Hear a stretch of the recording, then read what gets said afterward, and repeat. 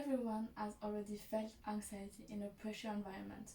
In those conditions, you have to try to slow down and doing nothing.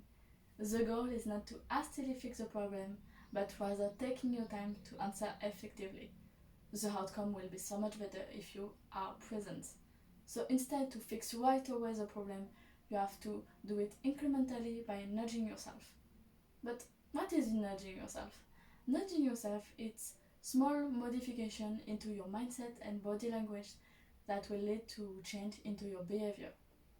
It's some kind of tiny tweaks that will lead to big change. So what is the best way to change your behavior? It's not about requesting big changes, but rather nudging yourself into the right direction.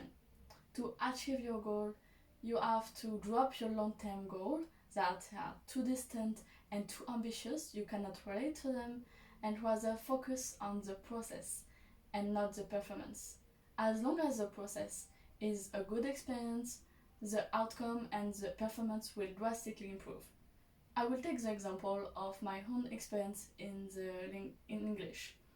At first, I didn't have any objective. I was fine with my English level and I didn't want to particularly improve.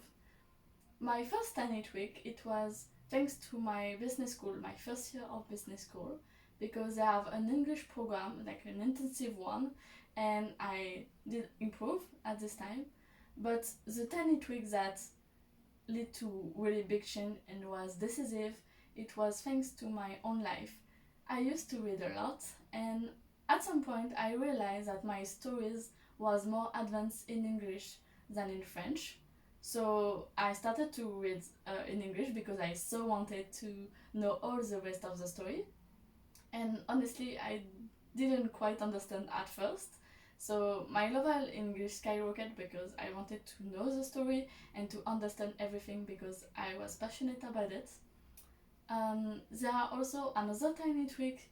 It was since last year I take all my class in English, so my vocabulary improved thanks to this. And now I'm in an exchange, university exchange in a foreign country, and not only I'm doing all my research and watch TV show in English, but I speak constantly in English, like with my flatmate, with my close friend, or even with strangers. Like because we have to order in a restaurant, for example, so it's really important to talk in English every time. And paradoxically, now I have a objective is to maintain my level in English.